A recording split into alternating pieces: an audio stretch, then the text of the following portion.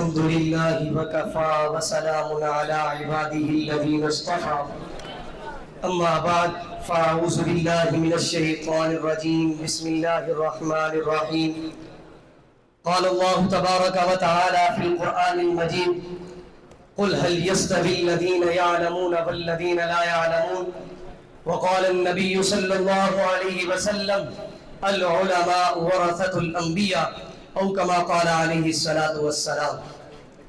میں انصاف پسندوں کی اس قبیل سے ہوں جو حق پر ڈٹ گیا اس لشکر قلیل سے ہوں. میں یوں ہی دستوں گریباں نہیں زمانے سے، میں یوں ہی دستوں گریباں نہیں زمانے سے، میں جس جگہ پہ کھڑا ہوں کسی دلیل سے ہوں. میرے معزز و محترم قابل صد احترام اساتذہ کرام، مہمان گرامی اور تمام حاضرین ساتھیوں، السلام علیکم ورحمۃ اللہ وبرکاتہ. آج میں آپ کے سامنے جس عظیم موضوع، جس عظیم عنوان پر لب گشائی کرنا چاہتا ہوں وہ ہے علماء ہند کا شاندار ماضی.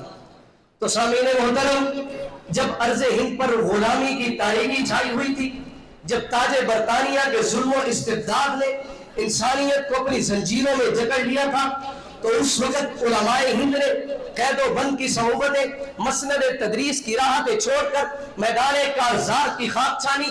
دوستو، علماء ہند صرف مدرسے کے استاد نہ تھے بلکہ وہ کاروان ملت کے سالار تھے. وہ چراغ شبستان ہند تھے جن کی روشنی میں غلامی کی راتوں میں امید کے ستارے چمکے، اور وہ سہل رواں تھے جو باطل کی دیواروں کو بہا کر لے گئے. جناب والا حضرت شاہ ولی اللہ دہلوی رحمۃ اللہ علیہ قوم کو فکری غلامی سے آزاد کرنے کے لیے انہوں نے قرآنیہ کا پرچم بلند کیا. انہوں نے اپنے وقت میں فکری بیداری پیدا کی، قرآن کا فارسی میں ترجمہ کیا تاکہ ہر دل تک ہدایت کی روشنی پہنچ سکے. گویا وہ آفتاب علم تھے جنہوں نے تاریخ فضا میں اجالا کر ڈالا. جناب والا سید احمد شہید رحمۃ اللہ علیہ اور شاہ اسماعیل شہید رحمۃ اللہ علیہ نے بالا کوٹ کی وادیوں میں اپنے خون سے شجاعت کی سرخی لکھی، اور شیخ ہند رحمۃ اللہ علیہ کی تحریک ریشمی رومان نے انگریز کی نیلیں اڑا ڈالی. ان کی جیل کی شوقتیں آج بھی تاریخ اوراق میں زندہ ہے. جناب والا ان علماء کو کہاں کہاں دیکھو گے؟ کبھی دہلی کی گلیوں میں دیکھو جہاں علماء کرام کو توپ کے دہانے پر باندھ دیا گیا، کبھی مالدہ کی جیلوں میں دیکھو جہاں ایمان کے دیوانے اپنے لہو سے رنگین کرتے رہے. یہ قربانیاں اس بات کا اعلان ہے کہ علماء ہند کا واسی نہ صرف شاندار ہے بلکہ آنے والی نسلوں کے لیے مینار نور ہے. ہزاروں سال نرگس اپنی بے نوری پہ روتی رہی، ہزاروں سال نرگس اپنی بے نوری پہ روتی رہی. بڑے مشکل سے ہوتا ہے چمن میں دیداور پیدا. اور جناب والا جب علماء ہند نے آزادی کا نعرہ بلند کیا تو اس وقت برے صغیر کی فضاؤں میں ایک نئی سنن اگرائی لی. 1857 کی جنگ آزادی ہو یا تحریک ریشمی رومان ہو، دارالعلوم دیوبند کے فقیہ ہو یا فرنگی محل کے صاحبہ ہو، میں قربان جاؤں سب کے سب نے آزادی کے لیے اپنے لہو سے کہانی رقم کی ہے. جناب والا یہ وہی علماء ہے کہ جنہوں نے اپنے لہو سے تاریخ کی اولاد رنگین کر دیے. یہ وہی علماء ہے جنہوں نے کوڑوں کی ضربیں سہی. یہ وہی علماء ہے جو جنہوں نے جیل کی کار کوٹریاں دیکھی.